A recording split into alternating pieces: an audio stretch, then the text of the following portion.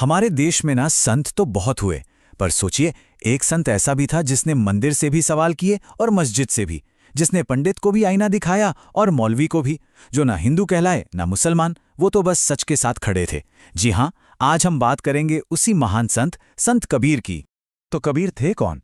देखिए, वो पेशे से एक जुलाहे थे, एक कवि थे, और सबसे बढ़कर वो एक ऐसी बेखौफ आवाज थे जिसने उस दौर के दोनों बड़े धर्मों को, कह सकते हैं, उनकी जड़ों से हिला दिया।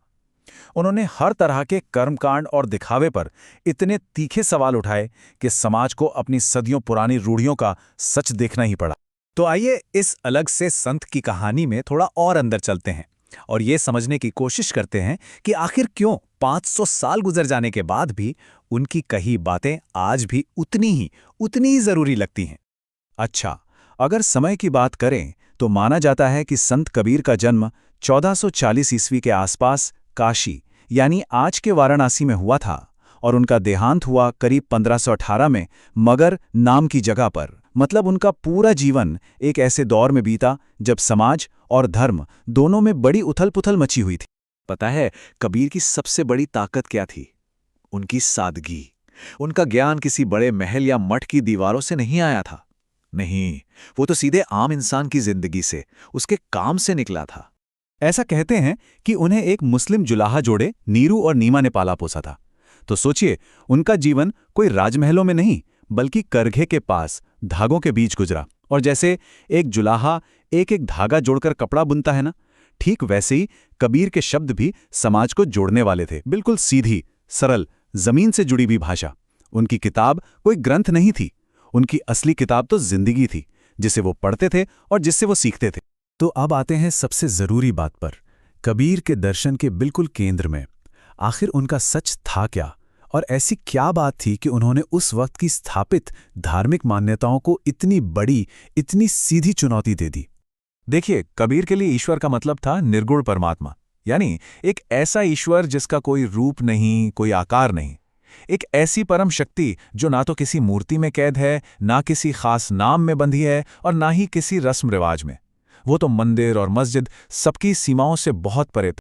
और अपनी इसी सोच को लेकर उन्होंने मूर्ति पूजा की प्रथा पर एक बहुत ही सीधा लेकिन गहरा सवाल खड़ा कर दिया।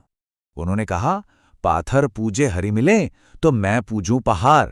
इसका मतलब समझिए कि अगर एक पत्थर को पूजने से भगवान मिल सकते हैं तो फिर छोटे से पत्थर को क्यों पूजना? मैं तो सीधा पूरा का पूरा पहाड़ ही पूज लेता हूं। बस इसे एक लाइन में उन्होंने पूरे कर्म कांड के लॉजिक पर ही एक जबरदस्त सवाल खड़ा कर दिया। लेकिन एक मिनट, ऐसा बिल्कुल नहीं था कि कबीर का निशाना सिर्फ एक तरफ था। नहीं, वो जितना हिंदुओं से सवाल करते थे उतना ही मुसलमानों से भी। उन्होंने दोनों ही धर्मों में फैले अंधविश्वास और दिखावे पर बराबर चोट की। जैसे उन्होंने मुसलमानों से पूछा कि ठीक है, अगर मान लें कि खुदा सिर्फ और सिर्फ मस्जिद में ही रहता है, तो फिर ये बाकी की सारी दुनिया किसकी है? ये किसने बनाई? कितना साधारण सा सवाल है ना? लेकिन ये सवाल धार्मिक कट्टरता की पूरी नींव हिला देता है। कबीर यही तो बता रहे थे कि ईश्वर को किसी एक इमारत की दीवारों में कैद नहीं किया जा सकता। कबीर के लिए ना किताबी ज्ञान से कहीं ज्यादा बड़ा था अनुभव का सच। तभी तो उन्होंने कहा, पोथी पढ़ पढ़ जगमुआ, पंडित भया न कोय। मतलब दुनिया किताबें पढ़ पढ़ कर खत्म हो गई, लेकिन कोई असल मायने में ज्ञानी या पंडित नहीं बन सका। क्यों? क्योंकि असली ज्ञान तो अपने भीतर झांकने से, जिंदगी को अनुभव करने से मिलता है, सिर्फ पोथियां रटने से नहीं। और शायद उनकी सबसे गहरी और आज के लिए सबसे जरूरी सीख इस एक दोहे में छिपी है। बुरा जो देखनन मैं चला, बुरा ना मिलिया कोय, जो मन खोजा आपना, मुझसे बुरा न कोय। कितना सीधा संदेश है कि मैं जब दुनिया में बुराई खोजने निकला तो मुझे कोई बुरा नहीं मिला, पर जब मैंने अपने ही मन के अंदर झांका तो पाया कि मुझसे बुरा तो कोई है ही नहीं। मतलब साफ है, दूसरों में कमियां निकालने से पहले अपने अंदर देखो, असली बदलाव वहीं से शुरू होता। कबीर का पूरा जीवन तो क्रांतिकारी था ही, लेकिन उनकी मृत्यु से जुड़ी जो कहानी है ना, वो भी उतनी ही कमाल की है। और एक तरह से ये कहानी उनके पूरे संदेश का सार है, उसका निचोड़ है। हुआ ये कि उस जमाने में एक अंधविश्वास था। लोग मानते थे कि काशी में मरने वाले को स्वर्ग मिलता है और मगर में मरने वाला सीधा नर्क जाता है। तो कबीर ने क्या किया? उन्होंने इसी अंधविश्वास पर चोट करने के लिए जानबूझकर अपने आखिरी दिनों में मगर जाने का फैसला किया। ये उनका आखिरी और शायद सबसे बड़ा विद्रोह था, सिर्फ अपनी एक करनी। और कहानी कहती है कि जब उनका देहांत हुआ तो उनके हिंदू और मुस्लिम दोनों तरह के अनुयायी आपस में लड़ने लगे कि भाई अंतिम संस्कार हम करेंगे, नहीं हम करेंगे।